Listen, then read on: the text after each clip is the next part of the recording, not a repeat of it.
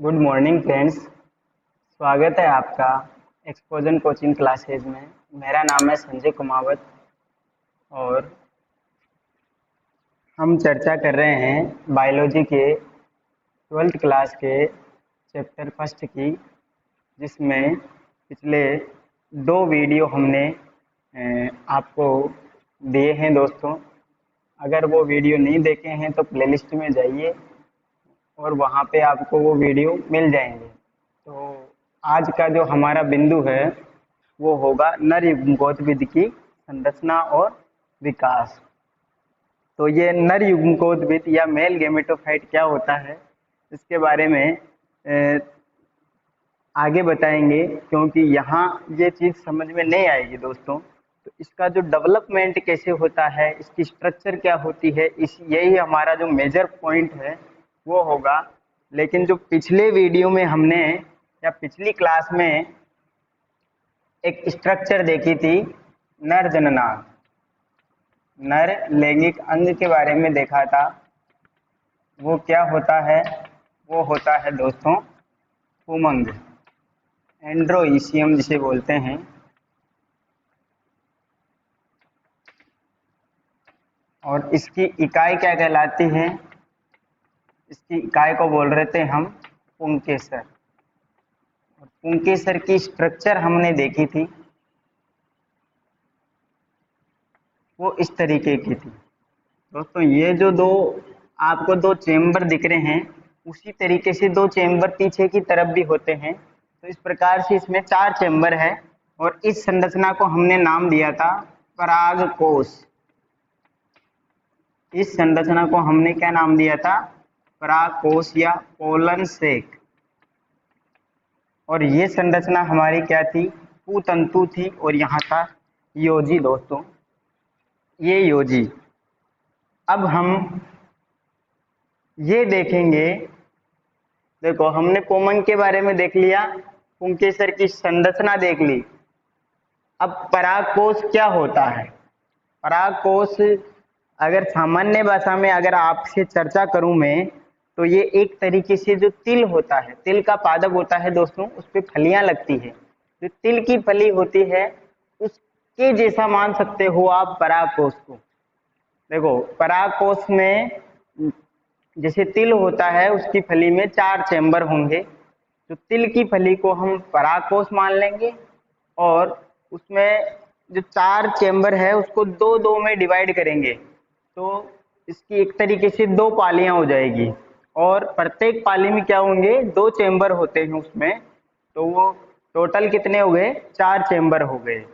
तो उन चेम्बर्स को क्या नाम देंगे? उनको लघु बीजाणुधानी नाम दे देंगे। और दोस्तों उसमें जो तिल के बीज विद्यमान है या वो पाए जाते हैं, उनको हम परागकण या लघु बीजाणु मान सकते हैं। ये चीज आपको अभी क्लियर हो जाएगी। तो परागकोश क्या होता है? यह पुंकेसर का शीर्ष भाग होता है।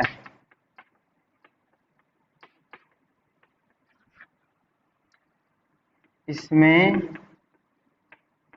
2 पालियां होती है। पालियां मीन्स होते हैं लोब्स। लोब्स। और प्रत्येक पाली में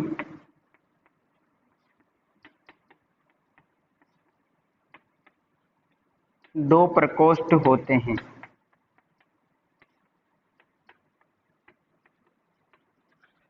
तो दोस्तों परागकोश में कितनी पालियां?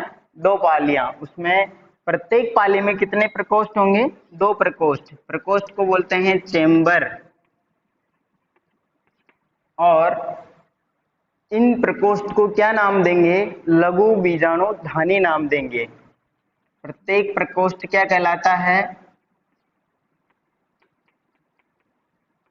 लघु बीजाणुधानी कहलाता है।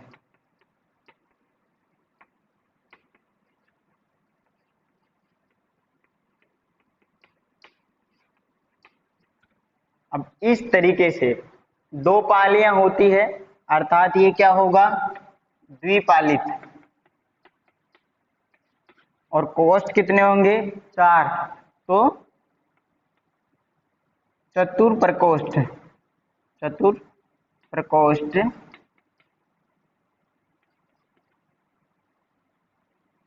चतुष्प्रकोष्ठ प्रकार की संरचना होती है परागकोश। अब प्रत्येक प्रकोष्ठ क्या होगा? लघु बीजाणुधानी या माइक्रो स्पोंजियोफिल, ठीक है। तो लघु बीजाणुधानी हो गई दोस्तों। अब माइक्रो स्पोरोफिल होती है ये, इसको अब इस तरीके से हम देखें तो परागकोश में कुल कितने चेंबर हो गए? 4 चेंबर हो गए। तो कुल प्रकोष्ठ या लघु बीजाणुधानियां क्या हो गई? 4 हो गई। लेकिन अपवाद स्वरूप क्या होता है दोस्तों? अपवाद स्वरूप मालवेसी कुल, मालवेसी कुल के पादपों, मालवेसी कुल में क्या क्या आते हैं? भिंडी और कपास आते हैं दोस्तों, याद रखना है। भिंडी, कपास मालवेसी कुल के प्लांट है। देखना भी आपको, ये जो चीजें हम पढ़ रहे हैं वो हमारे आसपास है, तो उन चीजों की हमें स्टडी करनी है, प्रैक्टिकली देखना है कि वास्तव में ऐसा होता है या नहीं। तो मालवेसी कुल के पादपों में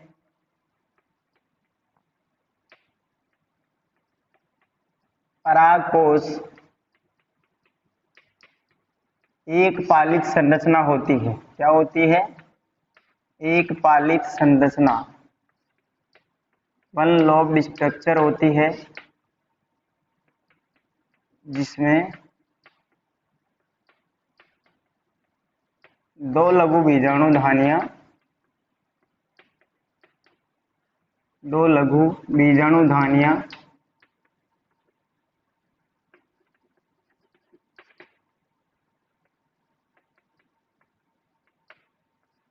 पाई जाती है।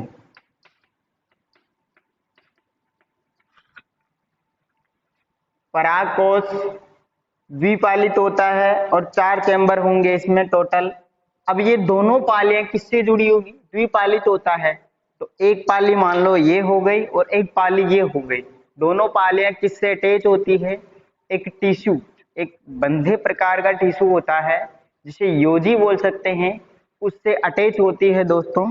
तो ये दोनों पालियां किससे अटैच होती है? परागकोश की दोनों पालियां योजी द्वारा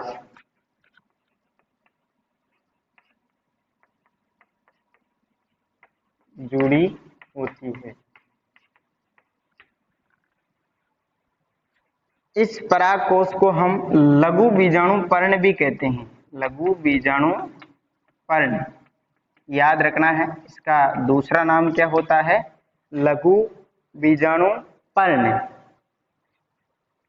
तो ये तो हो गया परागकोश के बारे में जनरल इंट्रोडक्शन। अगर हम इसकी संरचना देखें, आंतरिक संरचना देखें, तो विकास की प्रारंभिक अवस्था में जैसे ही परागकोश का डेवलपमेंट होता है, उसकी जो प्राइमरी स्टेज होती है, उसमें दोस्तों परागकोश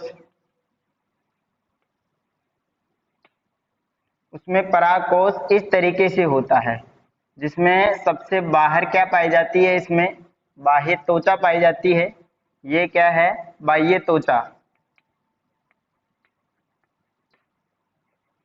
ये है बाह्य त्वचा।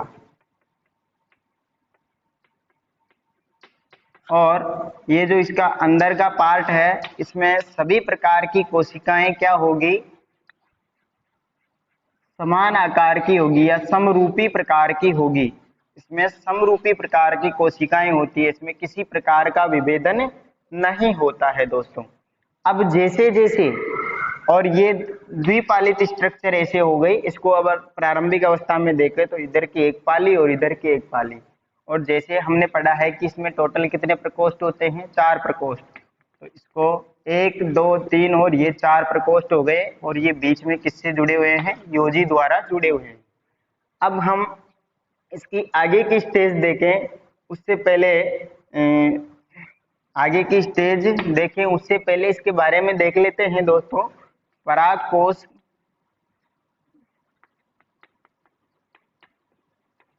विकास की प्रारंभिक अवस्था में क्या होता है?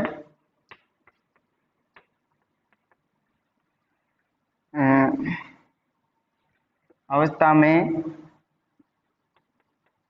बाह्य त्वचा से ढका हुआ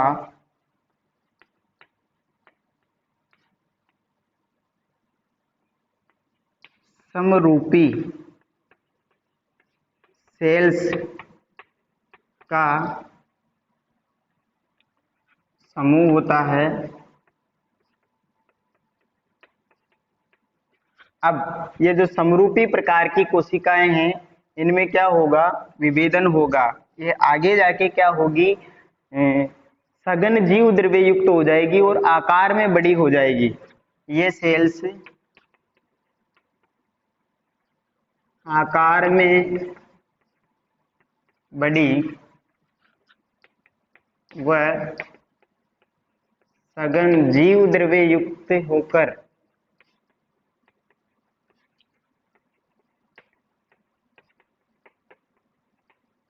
किसका निर्माण करेगी?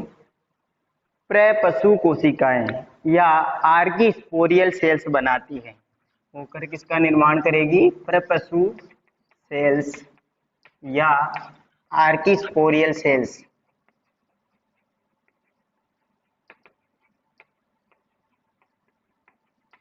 बनाती है। दोस्तों अब हमें कौन सी सेल्स मिल गई? समरूपी कोशिकाएं थी, वो क्या बना रही है? आर्कीस्पोरियल सेल्स बना रही है। और ये आर्कीस्पोरियल सेल्स क्या करती है? ये आगे जाके डिवाइड हो जाती है। ये आर्कीस्पोरियल सेल्स क्या होती है? आगे डिवाइड हो जाती है। किस तरीके से डिवाइड हो जाती है वो देखते हैं और किस किस सेल्स का निर्माण करती है। आर्कीस्पोरियल सेल्स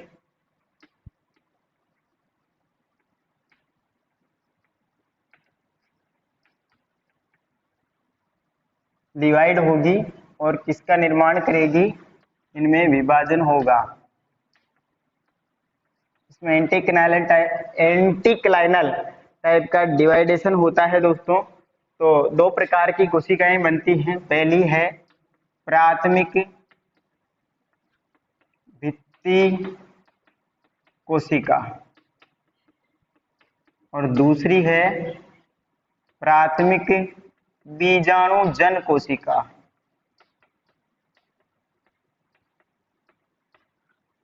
जन कोशिका। तो आर्कीस्पोरियल सेल्स में विभाजन हुआ एंटीक्लाइनल टाइप का और इसने दो प्रकार की सेल्स बनाई। पहली है प्राथमिक भित्ति कोशिका और दूसरी है प्राथमिक बीजाणुजन कोशिका। तो प्राथमिक भित्ति कोशिका क्या करेगी? इस संरचना को किसमें? और ज्यादा भित्तियों में डिवाइड करेगी। तो भित्तियों का निर्माण करेगी परागकोश की स्ट्रक्चर में। और प्राथमिक बीजाणुजन कोशिका क्या करेगी? बीजाणु धानी में बीजाणु का निर्माण करेगी। तो लघु बीजाणु है उनका निर्माण करती है। लघु बीजाणु का निर्माण होता है इनके द्वारा। बाद में वो कैसे होता है वो भी देखेंगे। तो अब इसकी आगे की स्ट्रक्चर क्या होने वाली है? ये जो हमारा पुंकेसर था इसको क्या करेंगे हम? अनुप्रस्थ रूप में देखने पर ऐसी संरचना मिलती है दोस्तों। ठीक है, अनुप्रस्थ काट देखेंगे ना इसकी तब जाके हमें ऐसी संरचना मिलती है। अब इसी स्ट्रक्चर का मैं आगे दिखा रहा हूं कि किस प्रकार दिखाई देती है ये स्ट्रक्चर। तो ये स्ट्रक्चर आगे जाके इस तरीके से दिखाई देगी हमें। इसकी थ्योरी और हमारे डायग्राम दोनों साथ साथ चल रहे हैं ताकि अच्छे से समझ में आ जाए।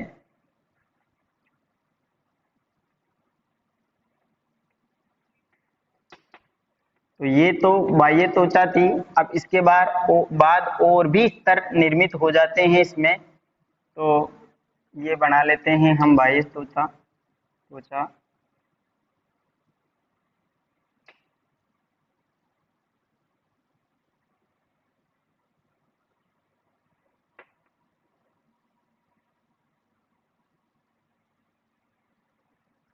ये योजी हो गया दोस्तों। और ये क्या है, लघु बीजाणु धानी है, लघु बीजाणु धानी। और इसी पर के ऊपर एक कवर और होता है, उसे बोलते हैं टेपिटम, वो आगे आएगा। तो ये इस तरीके की संरचना दिखाई देगी। इसके जो आगे का रूप देखेंगे हम, तो ये इस तरीके से दिखाई देगी। और भी आगे हम इसको क्या है, अगर यहाँ से जूम करके देखें, इसको बड़ा करके देखें, तो ये किस तरीके से दिखाई देगी। तो सबसे पहले हम प्राथमिक भित्ति कोशिका के बारे में देख लेते हैं। प्राथमिक भित्ति कोशिका क्या होती है, यह परागकोश की भित्तियों का निर्माण करती है।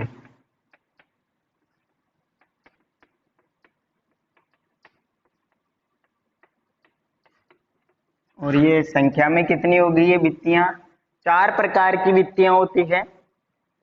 4 प्रकार के स्तरों का निर्माण होता है इससे।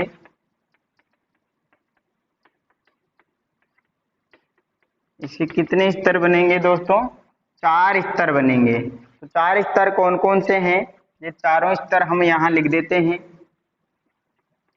पहला स्तर होगा बाह्य त्वचा, जो प्रारंभिक स्टेज में भी था, जिसे बोलते हैं एपिडर्मिस। और सेकंड भित्ति हो जाएगी, उसे बोलते हैं अंतस्थीसियम। एंडोथीसियम जिसे बोलते हैं।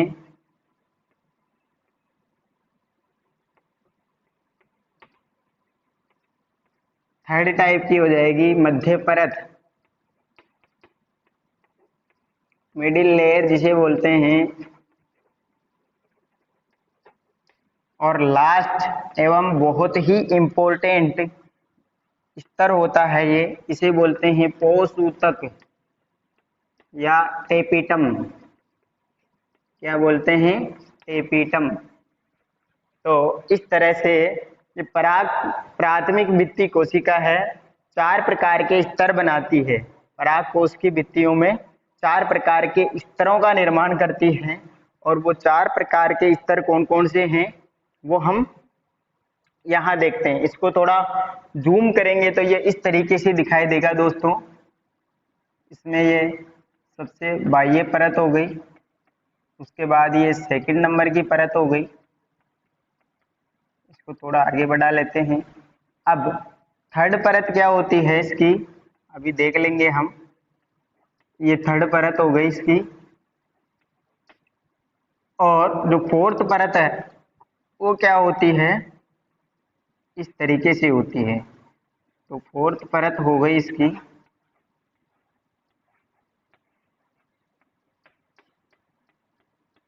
और इसमें बीच बीच में क्या होते हैं, लघु बीजाणु धानी है। ये बीच का पार्ट लघु बीजाणु धानी है। और इसमें लघु बीजाणुओं का निर्माण होता है बाद में, वो देखेंगे हम। तो ये इसको जूम करेंगे तो ये इस तरीके से दिखाई देगी। ये प्राथमिक, ये जो बाहर दिख रही है एक स्तरीय संरचना, उसे क्या बोल देंगे, बाह्य त्वचा। तो ये क्या होती है, एक स्तरीय होती है। क्या होती है, एक स्तरीय परत होती है। अब इसका कार्य क्या होगा दोस्तों, हमें कुल मिला के क्या काम करना है, हमें नर युग्मकोद्भिद प्राप्त करना है। तो नर युग्मकोद्भिद प्राप्त करने के लिए क्या है, इसका विकास हो रहा है, तो इसकी सुरक्षा जरूरी है।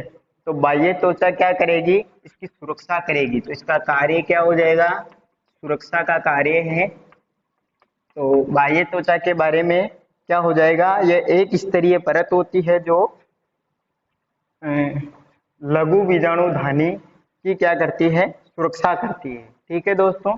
उसके बाद अंतस्थीसियम, ये बहुत इंपॉर्टेंट है, इसको हम यहाँ देख लेते हैं। अंतस्थीसियम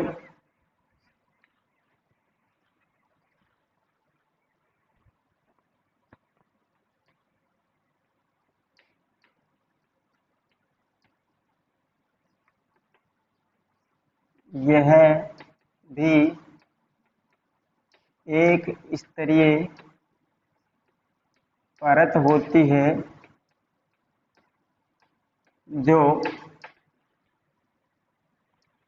जिसकी अरीय भित्तियों पर, जो इसकी रेडियल प्रकार की भित्तियां हैं, उस पर क्या होगा, एक स्पेशल पदार्थ का जमाव हो जाता है अरीय भित्तियों पर।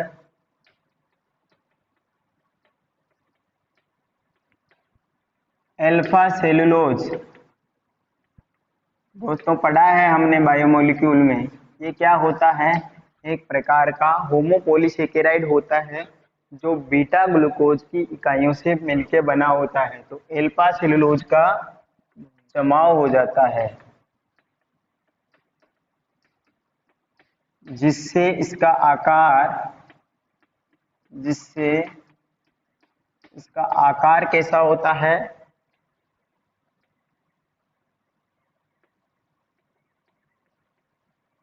यू शेप होता है, यू शेप। और इसकी नेचर होती है, इसकी प्रकृति क्या होती है, आर्द्रताग्राही हो जाती है दोस्तों। प्रकृति आर्द्रताग्राही, हाइड्रोस्कोपिक, आर्द्रताग्राही प्रकार की हो जाती है। अब ये इतना क्यों पढ़ रहे हैं इस परत के बारे में या ये जो स्तर है इसके बारे में, बिकॉज ये इम्पोर्टेंट है, कहीं ना कहीं इसका रोल है इसमें, बहुत महत्वपूर्ण कार्य करने जा रही है ये। तो इस पर क्या है, अल्फा सेलुलोज का जमाव होगा, इसके कारण यू शेप हो जाएगी। ये आर्द्रताग्राही होती है, आर्द्रताग्राही होती है तो क्या करेगी, ये जल के अणुओं का अवशोषण करेगी, नम बनी रहती है। और दोस्तों जब इसकी शुष्क अवस्था आएगी, अर्थात जब लघु बीजाणु धानी में परागकण या जो लघु बीजाणु है वो क्या है, परिपक्व हो जाएंगे, तो उस समय क्या है, इसमें शुष्कता आ जाएगी इस परत में।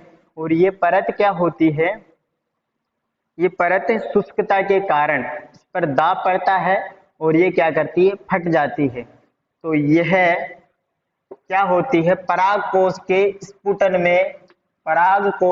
स्फुटन में महत्वपूर्ण भूमिका निभाती है। तो पराग कोश के स्फुटन का कार्य करती है, ये पराग कोश का स्फुटन करवाती है, ऐसे लिख लेते हैं, का स्फुटन करवाती है।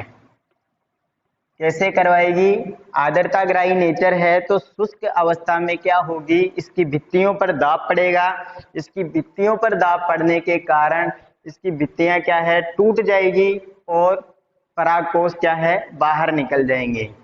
अब इसके बाद हमारी जो तीसरी परत है वो क्या आती है, मध्य परत। तो ये तो क्या होती है, अल्पकालिक होती है। ये क्या होती है, इसके बारे में, 1 से लेकर के 3 स्तरीय होती है। इसमें 1 से लेकर के 3 लेयर हो सकती है मध्य परत की। यहाँ जो हमने लेयर बनाई है मध्य परत की, वो 2 लेयर बनाई है, वो कैसे, वो आगे देखेंगे दोस्तों। यह है 1 से लेकर 3 स्तरीय। और दूसरी खास बात यह है अल्पकालिक होती है, मतलब थोड़े दिनों बाद क्या हो जाती है, नष्ट हो जाती है, इनसे पहले ही क्या है, ये नष्ट हो जाती है। और चौथी भी बहुत ही इम्पोर्टेंट है, इसको तो याद ही रखना है। इसके बारे में अगर इन चीजों से क्वेश्चन आता है तो टेपिटम से क्वेश्चन आने की संभावना 50% रहती है दोस्तों। तो पोष ऊतक क्या होता है, जो हमारी चौथी परत है, तो यहां देख लेते हैं इसके बारे में। पोष ऊतक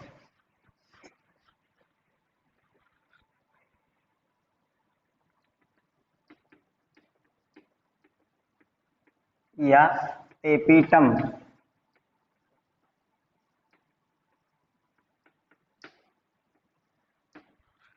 बायोलॉजी में एक टेपिटम और आता है, टेपिटम ल्यूसिडम। वो क्या होता है, जानवरों की जो नेत्रिका होती है उसमें विशेष प्रकार का पदार्थ होता है या केमिकल होता है, जिसकी वजह से वो रात्रि में जैसे ही आप टॉर्च करोगे उसके नेत्र में की तरफ टॉर्च होती है तो उस वो क्या होता है, चमकता है। टेपिटम ल्यूसिडम होता है और यह है टेपिटम। सुरक्षा की दृष्टि से है यह लघु बीजाणुधानी को क्या करती है, आवृत रखती है, आवृत करती है। इसकी कोशिकाएं दोस्तों परिपक्व अवस्था में क्या होती है, इसकी कोशिकाएं बड़ी हो जाती है। तो बड़ी होके बहुकेंद्रकीय हो जाएगी और साथ में इनका जो कोशिका द्रव्य है वो सघन हो जाएगा। इनकी कोशिकाओं इसकी कोशिकाएं परिपक्व अवस्था में क्या होती है, सघन कोशिका द्रव्य युक्त व बहुकेंद्रकीय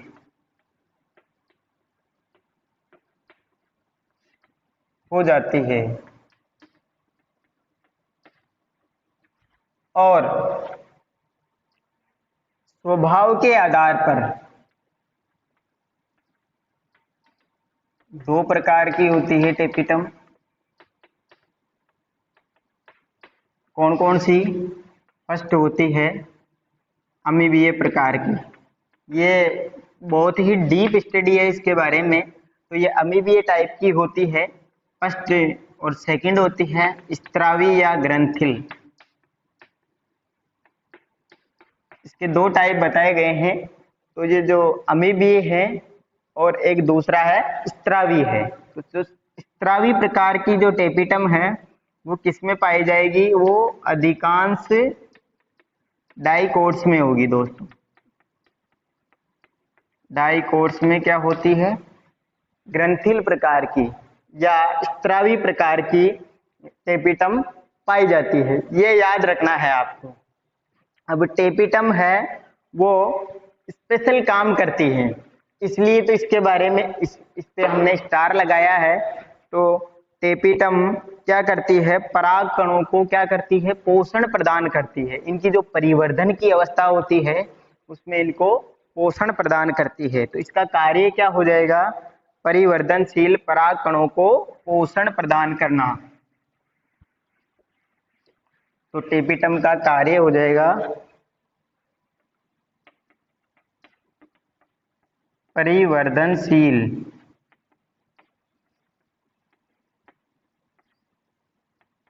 पराग कणों को पोषण प्रदान करना।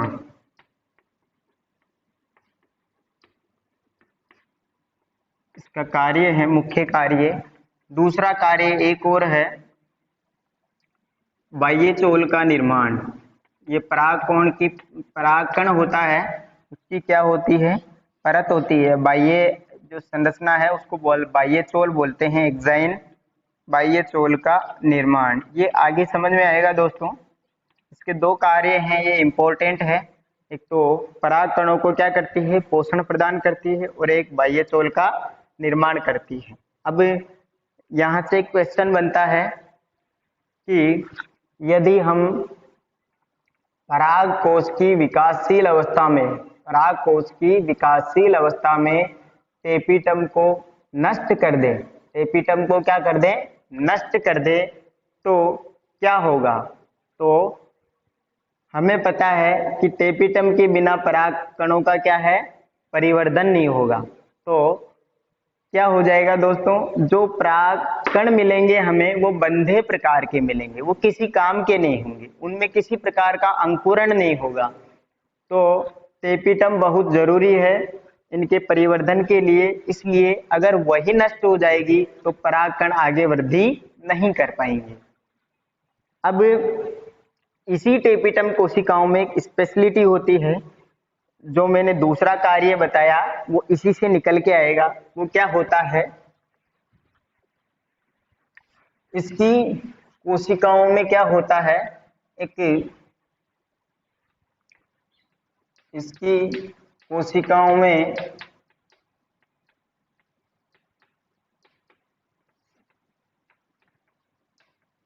वसीय प्रकृति की गोलाकार संरचनाएं होती है।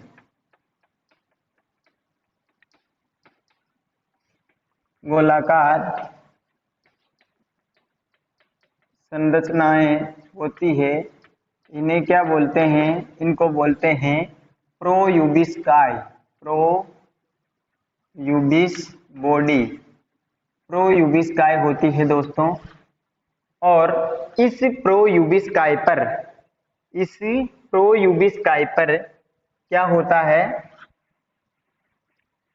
एक केमिकल होता है स्पोरोपोलेनिन। स्पोरोपोलेनिन नामक केमिकल जमा हो जाता है। तो ये स्पोरोपोलेनिन क्या चीज है? स्पोरोपोलेनिन एक रासायनिक रूप से अक्रिय, ये किसी प्रकार से क्रिया नहीं करेगा किसी से, रासायनिक रूप से अक्रिय जैव बहुलक होता है, जो क्या करता है? इस पराग कण की बाह्य चोल बनेगी, उसका क्या करेगा? निर्माण में सहायक होता है। और उसकी जो सुरक्षा करता है, उसको जो विशेष परिस्थितियां होती है, प्रतिकूल परिस्थितियां, उससे उसकी सुरक्षा करता है। तो प्रोयूबिस बॉडी होती है। अब प्रोयूबिस बॉडी होती है, उस पर कौन जमा हो जाता है? स्पोरोपोलेनिन जमा हो जाता है। ये स्पोरोपोलेनिन जमा होगा तो इस स्ट्रक्चर को नाम देंगे हम, ये जो प्रोयूबिस बॉडी है, इस स्ट्रक्चर को नाम दे देंगे यूबिस बॉडी, यूबिस बॉडी। और यूबिस बॉडी क्या काम करती है? ये काम करती है बाह्य चोल के निर्माण का। तो ये क्या करेगी? बाह्य चोल का निर्माण करेगी। याद रखना है दोस्तों। अब हम चलते हैं इस संरचना पे। चारों स्तर पढ़ लिए हमने, तो जो ये प्रथम स्तर दिखाई दे रहा है हमें, ये क्या हो गया? इसका नाम हो जाता है बाह्य त्वचा। अब जो सेकंड स्तर है वो थोड़ा यू आकार ले रहा है। अगर हम इसको पूरा देखें तो यू आकार का ही होगा लगभग। तो ये क्या है? अंतस्थीशियम या एंडोथीशियम। और ये जो दो परत दिखाई दे रही है, ये द्विस्तरीय है, इसे क्या बोलेंगे? मध्य परत। और ये जो गोलाकार संरचना है वो क्या हो जाएगी? चौथे प्रकार की परत हो जाएगी हमारी। और इसके बीच वाली, इन चार चीजों की हमने चर्चा कर ली। अब बाकी कौन सी बची? ये बीच वाली स्ट्रक्चर बची। तो प्राथमिक जो भित्ति कोशिका होती है, उससे तो ये चार भित्तियां बन गई, ठीक है दोस्तों। अब हमारी दूसरी प्रकार की कोशिका बन रही थी, उसका नाम क्या है? प्राथमिक बीजाणुजन कोशिका। तो वो किसका निर्माण करेगी? प्राथमिक बीजाणुजन कोशिका। वो किसका निर्माण करेगी? लघु बीजाणुधानी में किसका निर्माण करती है?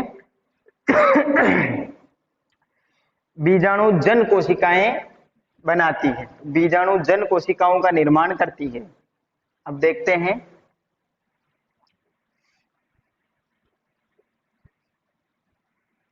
जो दूसरी प्रकार की सेल है वो क्या थी? प्राथमिक बीजाणुजन कोशिका।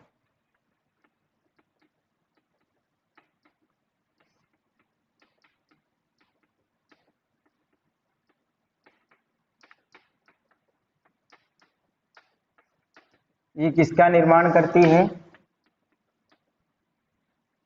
ये बीजाणुजन कोशिका बनाती है, बीजाणुजन कोशिका का निर्माण करती है। बीजाणुजन कोशिका का निर्माण करेगी कहाँ पर? कहाँ पर करेगी? लघु बीजाणुधानी में। तो बीजाणुजन कोशिकाएं क्या होती है? अब इसकी भी डेफिनेशन पूछ सकते हैं आपसे। तो ये जो पराग कोश की भित्तियां हैं, पराग कोश की जितनी भी भित्तियां हैं, उनसे आवृत जो कोशिकाएं होती है, उनका समूह क्या होता है? बीजाणुजन कोशिका होती है। अब ये क्या होती है, इसमें से कुछ कोशिकाएं क्या होती है, परिवर्धन करेगी और किसका निर्माण करेगी, लघु बीजाणु मातृ कोशिका का निर्माण करती है। लघु बीजाणु मातृ कोशिका का निर्माण करेगी दोस्तों। इसकी कुछ कोशिकाएं धीरे धीरे जैसे इनमें डेवलप होता जाता है तो लघु बीजाणु मातृ कोशिका में कन्वर्ट होती जाती है। तो ये जो लघु बीजाणु मातृ कोशिका है ये क्या करेगी, अर्धसूत्री विभाजन करेगी। इसमें कौन सा डिवीजन होगा, मियोसिस होगा दोस्तों।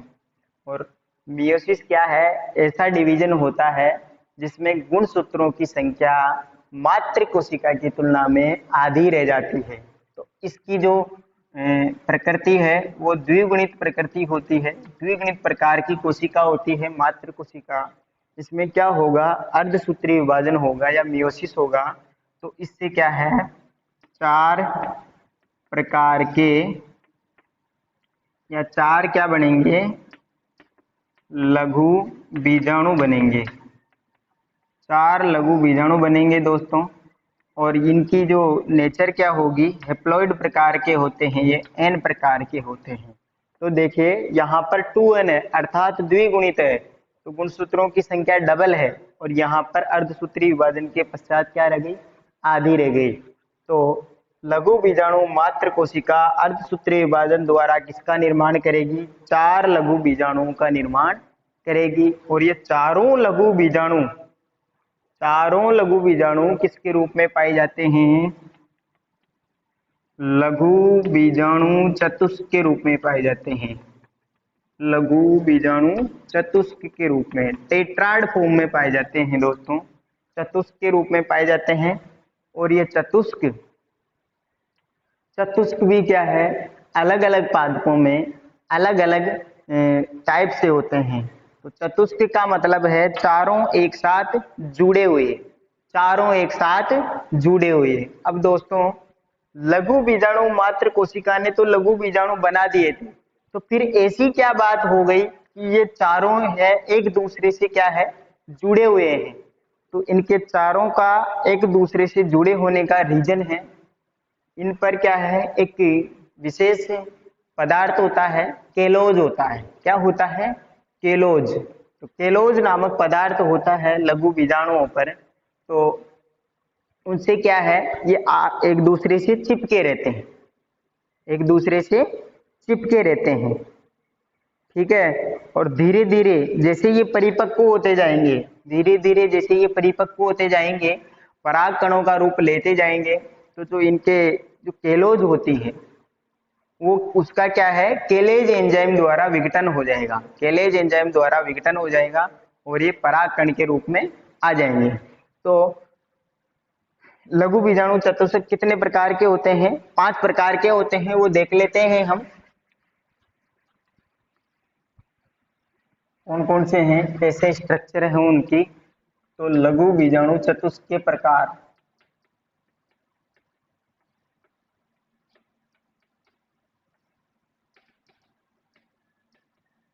ये 4 प्रकार है दोस्तों, 5 प्रकार सॉरी। फर्स्ट टाइप हो जाएगा इसका चतुष्फलकीय, टेट्राहेड्रल टाइप की।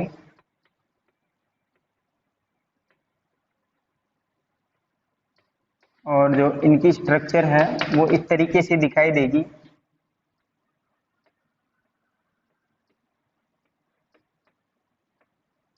दोस्तों ये 3, ये इसको एक लघु बीजाणु मान के चले, तो ये 1, ये 2 और ये 3, और एक इसके पीछे की साइड में होगा। 3D व्यू में देखें तो ये 3 तो एक साइड में हो गए और एक ये चौथा क्या है, ये पीछे की साइड में होता है, इसलिए दिखाई नहीं देता है।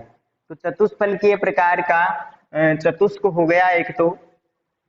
और ये किसमें मौजूद होता है, ये जो मैक्सिमम या अधिकांश द्विबीजपत्री डाइकोट्स होते हैं उसमें पाया जाता है। तो चतुष्फलकीय प्रकार का चतुष्क किसमें बनता है, अधिकांश डाइकोट्स में बनता है दोस्तों, अधिकांश डाइकोट्स में। अब सेकंड प्रकार का होता है, उसको बोलते हैं समद्विपार्श्वीय। द्विपार्श्वीय चतुष्क, इसको इंग्लिश में बोलेंगे आइसोबाइलेटरल। आइसोबाइलेटरल टाइप का टेट्राइड होता है।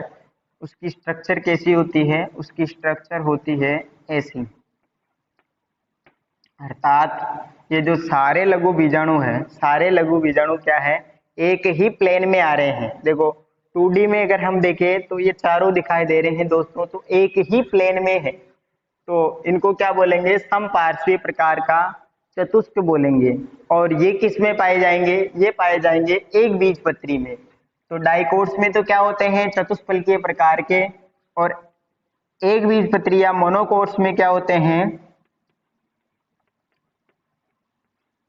समद्विपार्श्वीय प्रकार के एक बीज पत्री पादपों में। अब हमारा जो तीसरा टाइप हो जाएगा वो हो जाता है क्रोशित या डेकुशेट प्रकार। क्रोशित को क्या बोलते हैं? डेकुशेट बोलते हैं दोस्तों। इसमें क्या होते हैं? जो लघु बीजाणु है वो किस तरीके से व्यवस्थित होते हैं? वो इस तरीके से व्यवस्थित होते हैं, अर्थात अगर हम देखें तो ये ऐसे होते हैं, लेकिन एक दूसरे में दसे हुए होते, ये इस तरीके से होते हैं। तो दो दो लघु बीजाणु क्या है? समकोण पर होंगे। दो दो लघु बीजाणु क्या है? समकोण पर होंगे। तो अगर हम ये व्यू देखें, आपकी साइड का व्यू देखें, तो इसमें एक तो ये वाला हो गया और एक ये वाला हो गया और एक ये वाला हमें दिखाई दे रहा है, लेकिन जो पीछे वाला है वो हमें दिखाई नहीं दे रहा है। जो पीछे वाला है वो हमें दिखाई नहीं दे रहा है। तो इसकी स्ट्रक्चर किस तरीके से हो जाएगी? इसकी स्ट्रक्चर हो जाएगी इस तरीके से। तीसरे प्रकार का है क्रोशित। डेकुशेट, डेकुशेट प्रकार का होता है। इसमें इसकी स्ट्रक्चर क्या हो जाएगी? इसकी स्ट्रक्चर होती है दोस्तों ऐसी।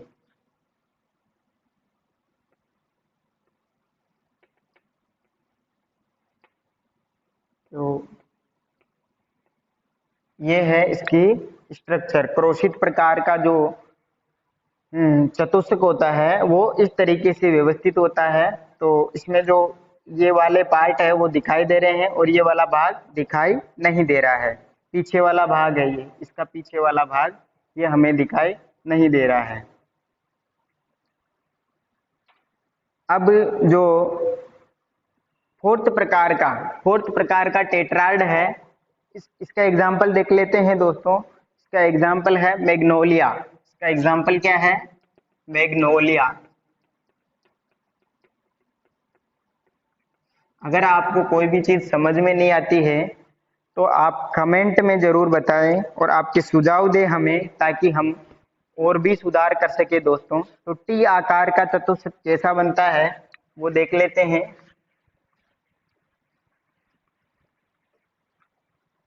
टी आकार का चतुष्क,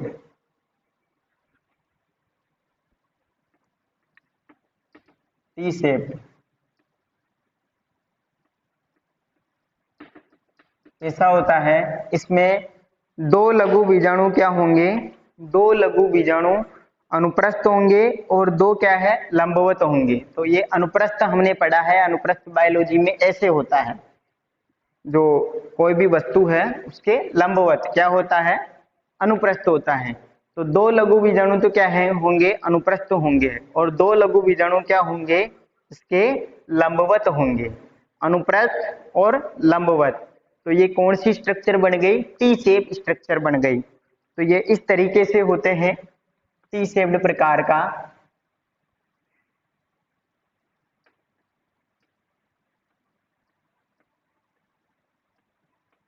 तो दोस्तों ये देखो टी शेप्ड प्रकार का चतुष्क है, हमें इस तरीके से मिलता है। अब है लास्ट टाइप का चतुष्क। इसका एग्जाम्पल हो जाएगा, इसका एग्जाम्पल है एरिस्टोलोकिया। क्या है? एरिस्टोलोकिया।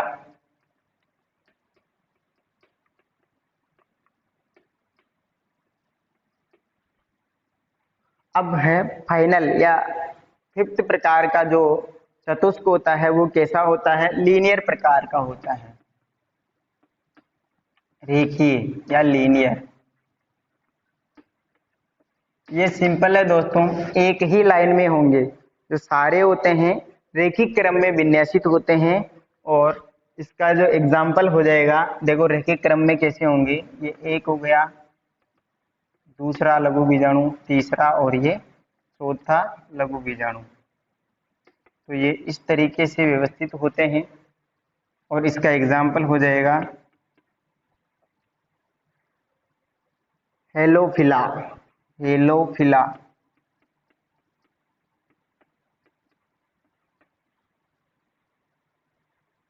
तो 5 प्रकार के चतुष्क पाए जाते हैं आवर्त बीजी पादपों में। उनमें से जो मैक्सिमम डाइकोट्स प्लांट है उसमें चतुष्फलकीय प्रकार का होगा, ये इंपॉर्टेंट है, याद रखना है।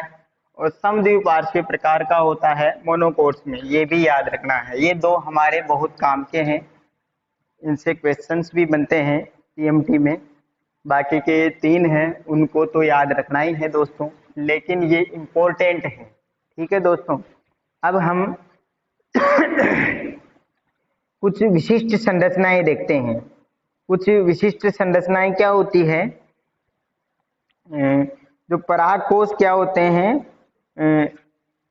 परागकोश है उसमें किसका निर्माण हो गया, लघु बीजाणुओं का निर्माण हो गया। यहाँ तक हमने पढ़ लिया। अब लघु बीजाणु आगे जाके किसमें बनेंगे या किसमें बदलेंगे, मैंने बताया था कि ये चतुष्क के रूप में होते हैं और इन पर क्या है, केलोज होता है। इसकी वजह से ये एक दूसरे से चिपके रहते हैं और जैसे ही ये मुक्त होंगे, एक दूसरे से मुक्त हो जाएंगे, फ्री हो जाएंगे, तो चतुष्क से लघु बीजाणु अलग होकर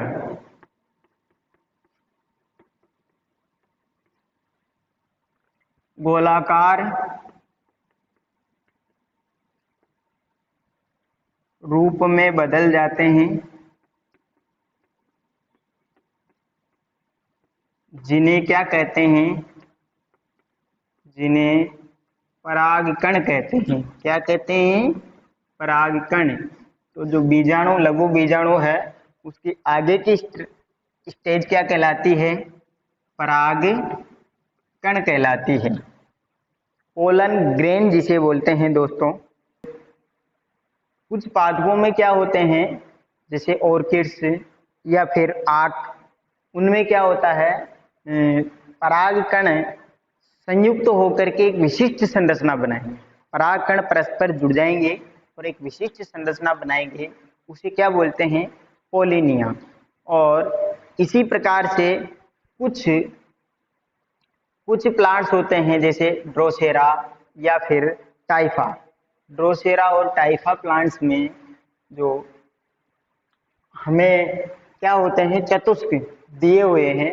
ये चतुष्क ही क्या है, पराग कणों में टूटने की बजाय आपस में जुड़ जाते हैं, दो या दो से अधिक क्या है आपस में जुड़ जाते हैं। इसको बोलते हैं संयुक्त परागकण।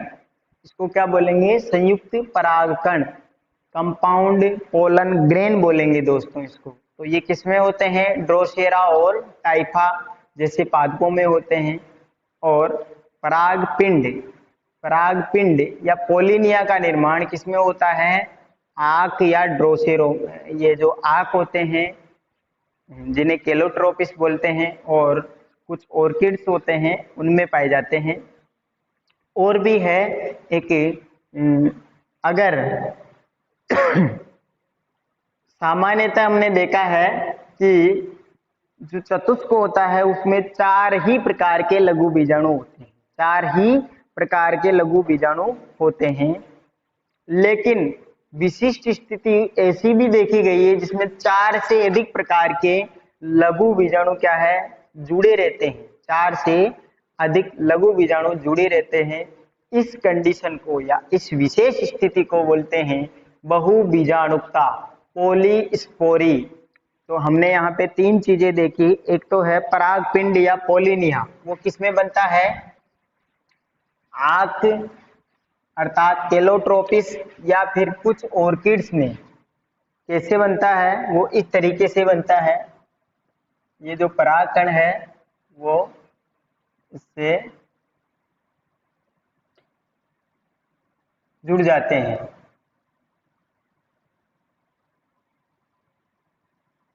इस प्रकार से पोलिनिया बनता है दोस्तों। ये परागकण है वो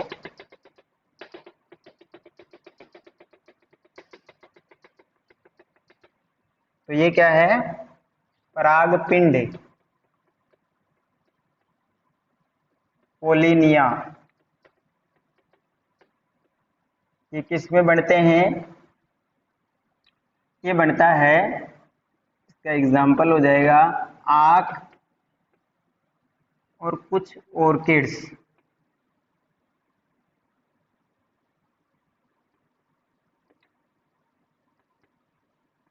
ऑर्किड्स और इसी तरीके से दोस्तों अगर चतुष्क आपस में जुड़ेंगे, चतुष्क आपस में जुड़ते हैं, चतुष्क आपस में संयुक्त होकर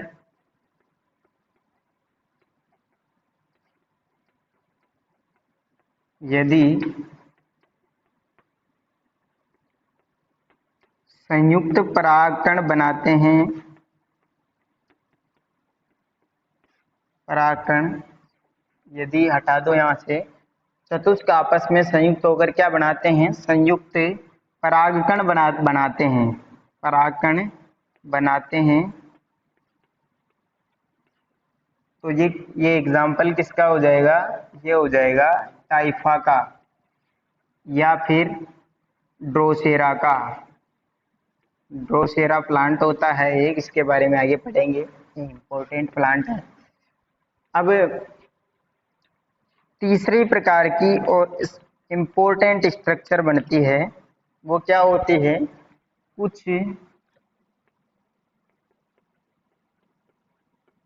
विशिष्ट परिस्थितियों में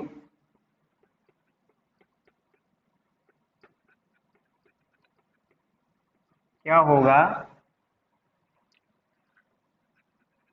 चतुष्क में 4 से अधिक लघु बीजाणु जुड़े रहते हैं, अधिक लघु बीजाणु जुड़ जाते हैं। इसे क्या कहते हैं, पॉलीस्पोरी या फिर बहुबीजाणुकता कहते हैं।